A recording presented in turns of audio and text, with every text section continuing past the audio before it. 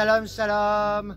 Nous commençons notre nouvelle série d'enseignements qui est autour de l'amour, avec ce premier numéro, l'amour humain.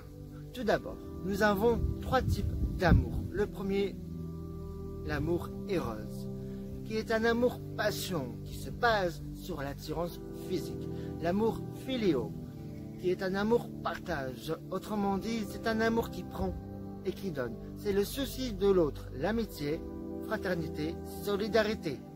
Et enfin, pour terminer, l'amour agapé, qui est un amour désintéressé, qui donne tout. Autrement dit, c'est un amour inconditionnel. C'est l'amour de Dieu. Mais nous allons regarder de plus près l'amour éros, qui est l'amour humain, par l'attirance physique. Alors c'est vrai, nous recherchons l'amour,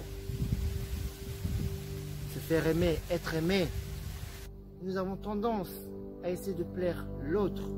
Et nous le recherchons dans les boîtes de nuit, dans les bars, dans les cafés, dans la rue même. On pense à draguer. Dans toutes sortes de choses qui ne plaisent pas à Dieu. Et nous commettons des actes abominables de l'immoralité sexuelle. Et cela ne plaît pas à Dieu. Parce que nous voulons servir notre corps au lieu de plaire à Dieu. Parce que nous avons un besoin. Nous voulons remplir ce besoin par ce manque d'amour. En recherchant l'amour des autres. Mais des fois, cela ne dure qu'un soir, qu'une journée ou quelques heures. Mais Dieu ne veut pas ça. Il veut que tu trouves ta moitié afin d'être heureux pour toute la vie. La Bible nous dit que dans Romains 1, verset 24-25, c'est pourquoi Dieu les a livrés à l'impureté par les désirs de leur cœur, de sorte qu'ils déshonorent eux-mêmes leur propre corps, eux qui ont remplacé la vérité de Dieu par le mensonge et qui ont adoré et servi la créature au lieu du Créateur, qui est béni éternellement. Amen. Nous voulons assouvir les désirs de notre corps pour faire ce que bon nous semble, parce que nous avons ce besoin.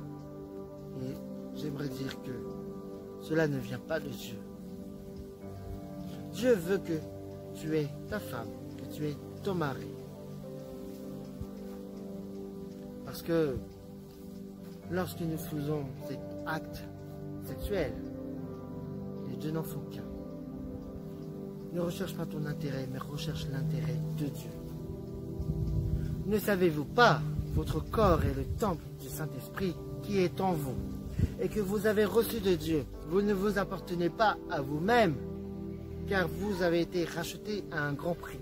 Rendez donc gloire à Dieu dans votre corps et dans votre esprit, qui appartiennent à Dieu. Amen. Nous ne pouvons plus faire comme bon nous semble lorsque nous avons accepté Jésus-Christ dans notre cœur, dans notre vie, parce que notre corps ne nous appartient même plus.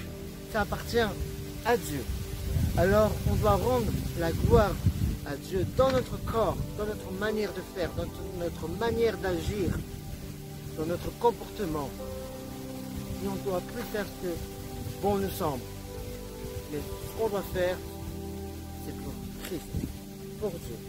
Alors, on doit rechercher à plaire à Dieu au lieu de plaire à notre corps. Et lorsque Dieu créa l'homme qui est Adam,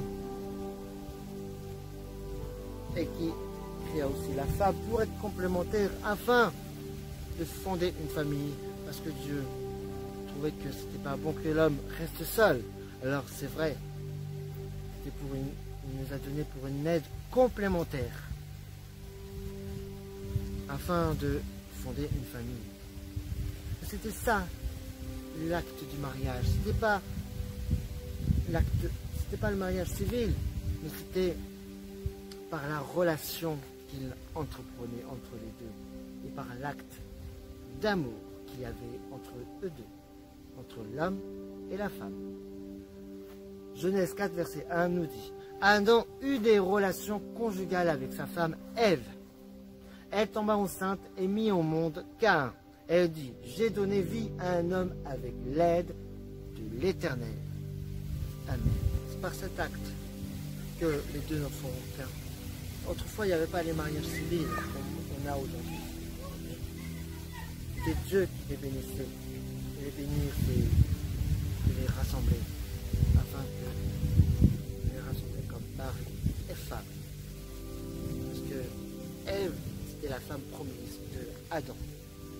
Nous ne devons plus servir notre propre corps, mais servir Dieu. Afin qu'il nous bénisse et qu'il nous donne notre moitié. Parce que Dieu créa l'homme à son image et le créa à l'image de Dieu. Dieu créa l'homme et la femme.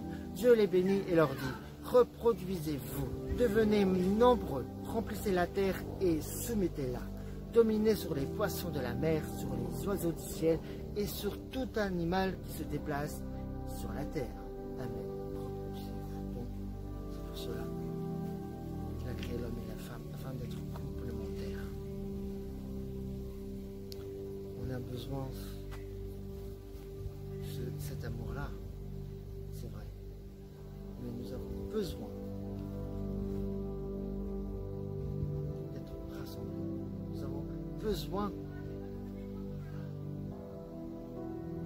d'avoir cette aide que Dieu nous donne. Parce que c'était sous la coupe de Dieu. C'était sous la coupe de Dieu.